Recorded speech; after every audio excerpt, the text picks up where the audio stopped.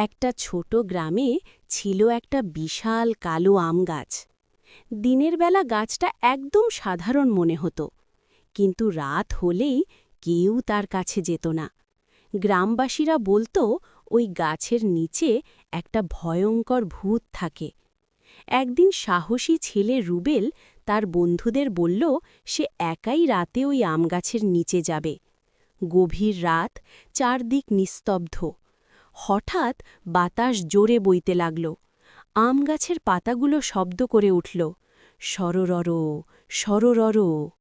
হঠাৎ রুবেল শুনতে পেল একটা গম্ভীর কণ্ঠস্বর, কে? রুবেলের বুক ধড়ফড় করতে লাগল। তার সামনে ধোঁয়ার মতো কিছু একটা ভেসে উঠল, লাল চোখ, লম্বা হাত, ভয়ঙ্কর চেহারা। ভয়ে কাঁপতে কাঁপতে রুবেল বলল, আমি কাউকে কিছু করিনি, আমি শুধু দেখতে এসেছি। তখন ভূতটা হেসে উঠল। তার হাসিতে ভয় আর রহস্য একসাথে মিশে গেল। ভূতটা বলল, ভয় পেও না, আমি ভালো বাচ্চাদের কোনো ক্ষতি করি না।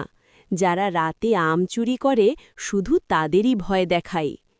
এই কথা বলেই ভূতটা ধোঁয়ার মতো হাওয়ায় মিলিয়ে গেল। পরদিন সকাল হলে গ্রামটা আবার স্বাভাবিক হয়ে গেল। কেউ আর রাতে আম চুরি করল না। কালো আমগাছটা হয়ে উঠল গ্রামের রক্ষক, আর সেই ভূত ভালো বাচ্চাদের বন্ধু। একটা ছোট গ্রামে ছিল একটা বিশাল কালো আম গাছ। দিনের বেলা গাছটা একদম সাধারণ মনে হতো, কিন্তু রাত হলেই কেউ তার কাছে যেত না। গ্রামবাসীরা বলতো ওই গাছের নিচে একটা ভয়ঙ্কর ভূত থাকে। একদিন সাহসী ছেলে রুবেল তার বন্ধুদের বলল সে একাই রাতে ওই আম গাছের নিচে যাবে। গভীর রাত, চারদিক নিস্তব্ধ। হঠাৎ বাতাস জোরে বইতে লাগল। আম গাছের পাতাগুলো শব্দ করে উঠল, সররর সররর। হঠাৎ রুবেল শুনতে পেল একটা গম্ভীর কণ্ঠস্বর, কে? রুবেলের বুক ধড়ফড় করতে লাগল।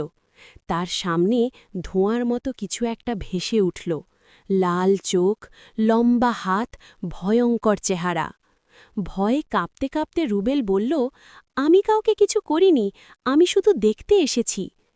তখন ভূতটা হেসে উঠল।